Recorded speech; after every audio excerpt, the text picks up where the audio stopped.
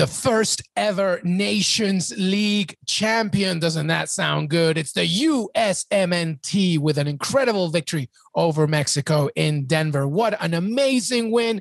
What an amazing performance. There's so much to discuss. I'm running out of voice. It doesn't matter because with me, Jimmy, Conrad, Heath, Pearce, to discuss it all. Qué Golazo begins right now. The Nations League has a brand new first ever champion. It's the USMNT with an incredible 3-2 win against Mexico in extra time. Incredible scenes. Oh, I don't even know where to begin, everybody. Jimmy Conrad in the house. Jimmy C, how are you, my man? I am doing great, LME. I'm happy to be here with Heath Pearce as well. And I'm fired up. This was probably, I'm just going to throw it out there, the best US-Mexico game of all time. It had everything. It was amazing. It had everything. And Heath Pearce, who was with me at Mile Stadium, I don't even know where to go. HP, how are you, man? How's your voice? My voice is back because I can hear myself thinking and talking now. Well, it's not back. It's just if I raise it at all, it's gone. But I'm good, man. I'm good. I stood up, Jimmy. I was sitting when the penalty happened that Horvath saved, and we'll get to that. But I almost passed out. It was the closest I've ever come to passing out in a moment where I was like holding on to the electronic boards and thinking like, whatever's happening in my brain and body right now has never happened before. So I'm just going to go with it. And if I collapse, somebody will find me here. Everybody, you just need to know something for those who don't know Heath. He's very California. He's super chill, like relaxed. Like the last 5 minutes of this game, it was like the Incredible Hulk had taken over Heath here. And when he sat down and Horvath saved the penalty, it was amazing. I'm very angry at myself, Jimmy, that I wasn't taping it. It was really annoying. No, it sounds like that Heath was mile high on life. You know what I mean? Like, you're allowed. You're allowed. Am I allowed to have that one? You're allowed. Jimmy was looking where to slot that in tonight. He got it right on the top. So, well, thank you, everybody. Thank you. Yeah, you're allowed. You're allowed tonight. Horvath approved, I believe. Actually, it's a joke that Horvath would probably use. Unbelievable night, everybody. Welcome. USMNT win against Mexico. Incredible. It wasn't pretty. We know that, but a victory is a victory, and what a victory it was. Jimmy, let's just talk about the game for a second. Let's break it down. The first half, it was. I think Mexico dominated. Just talk to me through it. What do you think? How did the first half seem to you at the beginning? Well, let's start with the formation. 3 center backs, 2 wing backs. I thought that it felt like something we discussed prior, that was a possibility, that you could go with it. And you guys gave me a hard time when I said Tim Ream. You're like, Tim Ream? And I was like, I know. I don't really buy into Tim Ream per se, but I could see where he could slot in and potentially be viewed as advantageous for Greg Berhalter. And then, of course, he started, and I actually thought that gave Sergiño Dest a little bit more of a luxury to go forward. The funny thing is, when I watched the first half, I'm like, Sergiño Dest out here? Is he playing? Because I don't really notice him. And I think it's less to do with Dest and more to do with the fact that Mexico figured that out pretty quickly and figured out a way to stack him up, and Christian Pulisic, it made it hard for them to find space. But let's get out of the formation. Mark McKenzie obviously makes a mistake that he'll never make again, I'm sure, in a U.S.-Mexico game. I felt really bad for him. I know he does the podcast with Heath. I was just on the podcast. I DM with and send messages to Mark to keep his head up and just to be supportive in general, whether he makes a mistake or play a great game or whatever it may be. So I was disappointed for him. But what I will say is that with an early goal, it gave the U.S. a bit of urgency and desire that maybe wouldn't have existed if that early goal hadn't been scored. And I liken a play that I saw when I was watching. 20 minutes in, DeAndre Yedlin is scrambling for a ball just to get a throw in as fast as he can. And I feel like that kind of body language was really important for the team. Like, let's just get on with it. Yeah, that sucked. Yeah, this hurts. Yeah, we never want this to happen in a game of this magnitude. But let's just get on with it, and let's do it quickly. Let's get back into it. And I really like the way that the team responded, and I think that really permeated throughout the rest of the game. Yeah, he talked to me about that especially the first 45, and to Jimmy's point about the formation and how we were a little, it was just weird. But I don't know. Honestly, everybody, if you are like listening to this and you're like, where are we going with it? It was just an insane game. Jimmy said that it was probably the best game USMNT Mexico, to me, I think it was one of the best I've ever seen live. It was amazing. And because it was so imperfect. And I think the first 45 showed that. Mm-hmm. Yeah. I mean, I remember, again, I go back to this moment where I put in a Dos Acero in Columbus, and Dos Santos had a chance at the very beginning of the game. And we ended up winning, obviously, Dos Acero. And it was in 2009. And I remember that elevated the game right away. It was like we had given up a goal where everybody woke up and goes, okay, we just got away with one. And like Jimmy spoke to, that response was amazing. I thought that Mexico did a good job of calling our bluff on the ability to play out of everything. And then we started to play through things. We started to be able to find Acosta was his angles became better, where he was able to start finding McKinney and eventually Pulisic, who I thought really struggled, but McKinney and Gio Reyna in much higher spaces. And every time they did that in the game, it led to actual chances, the better of chances, because they were just on a fast break 4-on-4 when they were getting through those types of things. So I thought the first half was a big struggle, but I also appreciate the courage of Greg Berhalter doing two things. One, going out with a 3-back system when they haven't really played it much, because it is a player-based system to put your players in the best positions. I agree with Jimmy. Serginho Dest was missing. And then part two of that was that Greg Berhalter took off Serginho Dest, who very early in the game beat 3-4 players to lead to a half chance. And those would lead to the ooh-ah moments that make you go, he's an X factor. You can't take him off. But for Greg Berhalter to have the wherewithal and the just maturity to say, he's not having the day that I need from him. We're going to go back to a flat back 4, and I'm going to take him out. I'm going to put other players in that I think could contribute. I think I read somewhere in not a clear quote where he talked about how we had to call on all the players tonight. Like everybody had to contribute. And I thought that was a real testament to this team not getting buried, because their body language was a little bit poor at times. There were some frustrations in the first half. You're like, oh man, if they get that second, if that second had counted, that could have been another, Gold Cup final before where they could just run away. You saw in, again, I don't want to go on too much of ramble, but you saw in extra time that Mexico will just wear you down with possession. They had their guys as far high and wide as possible. They're comfortable. And then you kept going to Diego Lainez and Chucky Lozano to just go one-on-one and just stir things up. And I was like, this is what would have happened in the first half if that second goal had stood. They would have just stretched you, frustrated you, flopped on the ground, drew fouls, done all the things to really, really just end the day. And fortunately, we got lucky with that, not lucky with the call, but we got a little bit lucky with the call. And that led to, as Jimmy talked about, starting to come back into that game. Well, Stefan had a tremendous save as well. That one-on-one with Chucky as well. All right, let's move into the second half there, Jimmy. I thought the USMNT looked a little bit better and, creating some chances to Heath's point about Weah coming in. And for a while, he was more of a wing back, not really doing much, but he got more into it. How'd you see that second half? I thought, to Heath's point about Serginho Dest, I thought that was a bold call by Greg to take him out as early as he did. It was nice to actually see some subs at a reasonable time, as opposed to all of us going, is he ever going to make a sub? So that was nice to see. I will say, though, when we moved back to a back 4 and took Dest out, we felt and looked a little bit more comfortable. But the problem is we then left Tim Ream exposed as a left back. He can't be out there by himself. And I thought Mexico picked up on that very, very quickly. And Tuna was running at him, no problem. And then when Diego Lainez came on, within a minute, he scored, right? And I'm sure he got the information from Tata Martino and the staff, just run at this guy because he can't handle that. And the second part of that is we can, and Greg did address that to his credit. I thought Robinson was going to come on, but he ended up bringing somebody else in, and Acosta took over at left back. Though, if you're one of the center backs, and I'm looking at Brooks here a little bit, if you know that Tim Ream's being exposed a little bit or he's being picked on, you have to slide over and give a little bit, like you have to anticipate that that's what's happening and recognize it, or somebody from the staff has to say something. So there are a little couple things that I think could have been a little bit better. But again, obviously winning's going to solve, or at least make us feel good about it. And then we can look at these things, hopefully with open ears and not feeling so defensive about kind of how our movements or our actions or whatever it may be. So that was one thing that jumped out at me.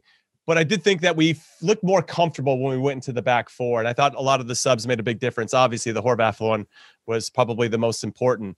But I will say, when I look at the plays or at least the attacking forays that we had that were meaningful, I mean, we scored both of our goals on set pieces. Well, the third goal, too, the Christian Pulisic penalty. Yeah, Mexico couldn't deal with corners. They could not. And Weston McKennie, was channeling his inner Jimmy Conrad. I'm just going to say it. I mean, the guy was massive on corner kicks. I was going to say it, Jimmy. I was going to say it. I was beating you to it because I wanted to say it. But he was fantastic. And when I look at Mexico, I watched a couple of the replays, and obviously when in these moments, I'm usually just focusing on the U.S., but the fact that they play that zonal marking and are giving Weston McKennie a head start to run wherever he wants and attack the ball is ridiculous defending, by the way. And I think that'll get addressed moving forward. But there is still run of play issues that I had. We didn't really break down Mexico and get any clear cut opportunities. So that's something to be concerned about, or at least to address in some capacity. Hopefully we'll get to play them again in the Gold Cup, because I think that would be next level, especially because we have this very emotional win over them. But there are a couple things, Luis, that I thought, yeah, we got away with, to get to kind of Heath's point, that if we got exposed on another day, maybe we would have given up a goal. Yeah, well, we can't forget a few things here, by the way. Mexico scored, like Diego Lainez, when he came on, he completely gave them a 30. I'm telling you, like, I was so close. Heath and I were so close to Diego Lainez in the towards an extra time, because when they switched, and his footwork is magical. Like like, you mentioned how, sometimes you need a protection for Tim Ream. Like, whenever Lainez had the ball, like they needed like 3 on him because he was so good. But anyway, Mexico scored in the 80th minute in the second half. And this was just the beginning of a great narrative, which was like USMNT did not give up. And they were like, we just got to keep going. And minutes later, McKennie with that great header. We go into extra time, Heath Pearce. And it's just, at this point, it's just, anybody's game. I think Mexico controlled it better, but to me, it was a perfect example of like, why is Chicharito not here? Like, because honestly, they could have done some things. But what do you think of extra time? Yeah, I think, I mentioned it before. Mexico dominated extra time. They had possession, and they just kept going to Chucky and kept going to Lainez, who were both looked like they were moving at 1.5 speed to everybody else at single speed, right? They were breaking through, and then finally, when the U.S. would collapse on that, they'd make the pass, which would lead to these like wide moments where you're like, oh no, we're outnumbered. Something's going to happen. Right. And I think we got out of that again, a little bit with some luck, but as Jimmy knows in these types of situations, sometimes you need luck. You're going at an elevation like this, you're playing against Mexico. They're wearing you down. You need a few things to go your way. And I think the U.S. got that. I don't think the ref helped at all. I think the ref played against the U.S. Constantly, from the Brooks very first yellow card that put him in a tough spot for the rest of the game to, other random things that were happening. I thought that he didn't have a ton of control, to the debacle that was happening around the VAR when it was just everybody crowding around like they were. That was incredible. He was in the screen, and he had like when he had like 50 people around him, which obviously, made Tata Martino get that red card as well. Was it a penalty? I haven't seen enough. I haven't seen enough of the replays. Like we went from the game to the end, and I watched a few angles. But I know that Luis, you said it wasn't. I know that Ian said it wasn't. I think that Jimmy? There's an argument that maybe, but I can't believe that he gave it. Jimmy, what do you think? I would say that it felt harsh. I thought that Christian took a big touch, and because that touch was as big as it was, it gave defenders a chance to body him out. I think that if that play had happened in the middle of the field, the referee would have said play on. But because I don't think I think he said play on initially, and then VAR actually called him to go check. So his initial instinct, I think, was fine. My big issue, I've actually talked to a few friends that were like absolute pen, blah, blah, blah, blah, blah. And I said, well, I don't know which defender you're looking at. Because for me, the second defender who kind of comes in and kind of puts himself between Pulisic and the ball, I don't think that's a penalty at all. And I would be pissed as a former defender if that had happened to me during a game. The first one, though, that first defender who kind of takes a stab and kind of gives him a little bit of that hip check, maybe he gets the ball, though, right? Doesn't he? I think he does. And so it felt a little bit harsh, but the referee, who I thought was pro-Mexico most of the game, so I was a little surprised that he called that for the U.S. He totally redeemed himself and became pro-Mexico again to give Mexico a penalty. But man, it just really kind of added to the drama, to be honest. I mean, what was the Mexico penalty a penalty? I mean, again, I was watching as much as I could on my phone, but there's no. No, I mean, it does hit his hand. It does change direction, but his hand is just a little bit off to the side. it's one of those where I could see why it was called, but I couldn't believe it. I mean, I felt bad for McKenzie. Give up a penalty before that. Do you think he calls that? Probably not, right? Like a little bit. Yeah. I don't think he calls it if then. But once he went to VAR, I'm like, I knew it. I knew he was going to call it. It's what I call. Oh, I gotta check myself now because I messed up kind of decision. Like you should. I mean, listen. He knew that it was a silly mistake to put everything on the line for that penalty for Pulisic, that he had to give something for Mexico, right? Pulisic's penalty, fantastic. Then Andrés Guardado steps up, and you're thinking, I mean, this is everybody when Heath is like about to pass out. And he's like, we're all just staring at Ethan Horvath. Ethan Horvath, by the way, local kid, grew up 13 miles south of downtown Denver. Just, you look at him and you just think, this is the kid that I trust. When you're in high school and you're like, you have that friend that you tell, listen, I'm going to go out with a girl. Like, just my mom asks, just say that we stayed with you. And that's Ethan Horvath. Like, he's just a nice, and forget the penalty. He had a ridiculous, as soon as he stepped between the sticks, some of those saves were amazing. But when he gave up that goal, I was like, oh no, he's not going to find the rhythm of the game. He's not playing. And you go, it was a great individual effort, but it makes you go, man, I hope he can settle into this. And he stood on his head a few times. And his timing of coming out, the one-hander to the side of and he looked a little hesitant to go after that when he made that save too. And then he went after it. It didn't get a confident hand on it, but he got a really good hand on it to be able to make that save. And those are the kinds of moments that again build this team up, right? This is. We talk about the Nations League and the value of it. And if you fall short, you go, it's just the Nations League and it's not qualifying, whatever. Like, I've become a cynical fan of this team because you go back to 2018 and through that cycle, anybody who's paying attention, you just wait for disaster to happen, right? I grew into this constant disappointment of they're going to let it go. They're going to let it go. But they kept, every time they faced a little bit of adversity, you could see their sort of puff up a little bit more. And it all comes down to me of a guy like Weston McKennie struggled against Honduras. Pulisic struggled in the first half today, but then Weston McKennie put a lot of things on his back and started to individual moments, as Jimmy knows. He was a guy that was very busy in a box on set pieces. That can change everything. We were talking about Mark's mistake. The only way he makes up for it if he gets aggressive in the box, and he goes and scores himself a goal. And so when you have players like that, you start to see them arrive on these moments. Pulisic's penalty was phenomenal. Just ridiculous. It was like, that's one of the best penalties I've ever seen. And under that kind of pressure, it was like a delivery. And I go back to the pregame on HQ when Landon was on there. I remember for long spells of very hard games where I couldn't find Landon on the field. He wasn't in it. But then when that moment came where it was like, okay, this is my moment, that was Landon Donovan time. Yeah. And that was Clint Dempsey time. Yeah. And that was Tim Howard time against Belgium standing on his, these guys, I guess we're so, again, I'm on my soapbox now, but I guess we're so spoiled with the quality of these players playing at the clubs that we're at, and we don't realize that the international game is very different. And very rarely are you 90 minutes dominant. We saw Gio Reyna against, I don't know who it was, Trinidad or whatever, take over the game. And you're like, okay, that doesn't really mean anything, but this is the biggest game he's ever played in.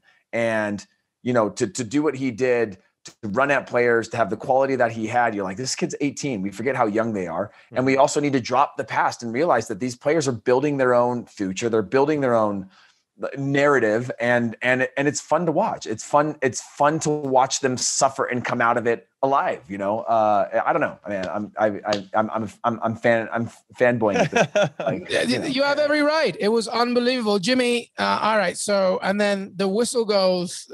Ethan Horvath falls to the ground. If you haven't seen my video on Twitter, please watch it. It's like the entire team. And retweet it and like it, Jimmy. Make sure you. Yeah, please. I need my clicks. But. Zach Steffen, an injured Zach, runs to him as well. Like, it was just and you've talked about this, just the collective unity that you just need, so to put a ribbon on it, what did that moment feel? And what do you think it means now as we look ahead to World Cup qualifiers and the Gold Cup, of course? Yeah. So what I would say The first thing that jumps out at me is the haters out there that like, oh, the CONCACAF Nations League. What are these games? What are we doing? And I think that celebration shows you why it matters. That celebration and that whole game. I mean, just the going back and forth, the chippiness, because it matters to both of those teams. It matters to both of those players. And whether they're, dabbling in the dark arts of diving. I think a lot of those players, I'm looking at you, Tecatito, was wearing his Mexican national team swim trunks because he thought the field was a swimming pool. That's how much diving he was doing. And I love him. He was ridiculous, though. He's so much fun to watch, that guy. But I don't mind it. It bothers other people, but I think it's great. I love that exists. They're trying to gain an advantage on us. They're trying to get in our heads. And if you buy into it, and that's on you. That's not on them. They're trying to get into that. So I love everything about it. And I love that this game mattered. And this was very important for this group of players, to Heath's point.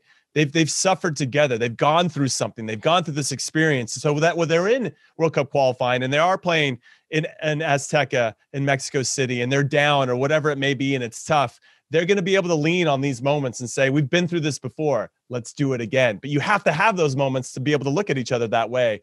And I'm going to start fanboying as well, but I'm really proud of this group of players. You can tell their togetherness is there, that even if Zach Steffen went out, somebody else stepped up and took responsibility, not only in his position, but all over the field.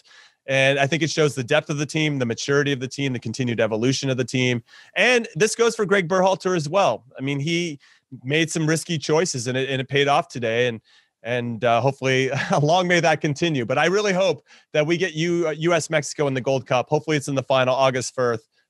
I can't speak right now. August 1st in Las Vegas, because I'm going to be there for sure. And then World Cup qualifying is going to be its own, own kettle of fish. But I fully expect us to qualify for the World Cup. And I've got some big hopes and dreams for this team. So hopefully they can continue to perform. Well, that's how I want to end it, actually, because I think that now that, this the first victory first major trophy for Greg Berhalter as head coach, I can't talk, head coach, USMNT now looking ahead to the Gold Cup. So hopefully we'll see that. But most importantly, and this is where I want your final thoughts is, I think it revitalizes the rivalry again, and it makes it because Mexico is now going to be pissed, right? And I'm wondering now, it's maybe not so much Gold Cup, but World Cup qualifiers when the U.S. has to play away from home and they have to go to difficult locations.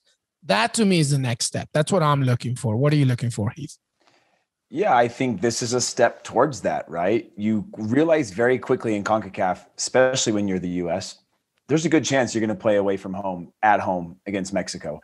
And as I mentioned before, I thought this rivalry fell a little bit flat over the last couple of years, because it was in a transitional phase, and there wasn't this heated, like you used to see in the Manchester Derby, right? Where you go, oh, you guys kick each other and all these things. US Mexico, and I'm going to say this plain and simple, is one of the best football soccer rivalries in the world. When 100%. You go back and watch this tape, when you see the intensity of the tackles, when you see how many times there's almost brawls that happen where they're in each other's faces, and the pride of what that means, and the pride of what that means around the stadium, from the fans, the Mexican side to the US side to the Mexican American to, all of the whole spectrum of people that were in that stadium, it makes you realize just how special it is.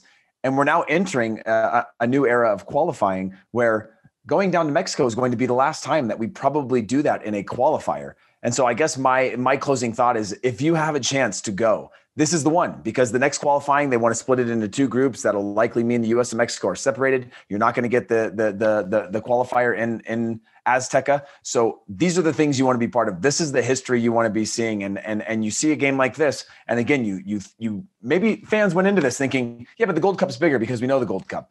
You see what that means now. You see what that meant to the U.S. team. You see what that loss meant to Mexico. You see what it meant to the fans in the stadium. Tata Martino being sent off, the intensity around that. It's just, you can't write these kinds of things. You can only go and experience them. And once you experience them, if there was one thing you wanted to do to convert your non-soccer friends into a soccer fan, you take them to a U.S.-Mexico game and it'll change their life. People I know, like CBS folks across the board that haven't been to a game now that they are big and investing heavily into soccer, went tonight, and that is going to change their whole perspective on sports in general. Yeah, well said, my friend. Jimmy, Conrad, final thoughts from you, my friend. No, I can't follow that up. What are you talking about? No, I'm done. I'm dusted. It's over, and we won the fight, and I'm excited for that, and the future's bright, and that's it. Thanks, thanks, Heath, for leaving me nothing. If we would have lost, I would have just completely dropped that part. But because we, it feels a little bit better. By the way, the only thing that I'll say is at the very end of all of this, and Heath and I we're heading back from the stadium to record the pod. Was we bumped into Josh Sargent, who was the very last person to leave the pitch, and he had the trophy. And he had no idea why he had the trophy.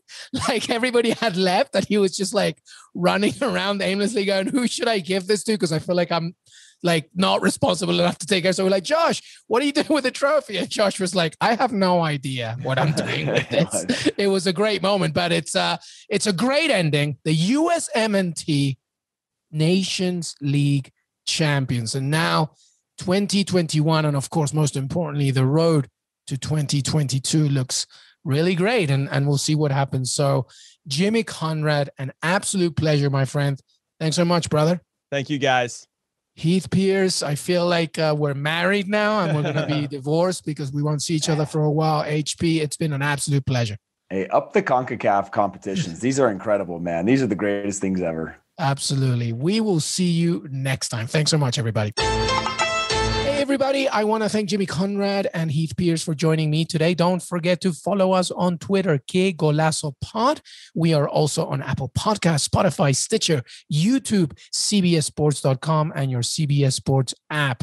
We have plenty more to come. We don't stop, everybody. We got the Euros to look ahead to, Copa America, and so much more. So make sure that you stay tuned with us and subscribe wherever you see Qué Golazo. Have a great beginning to your week.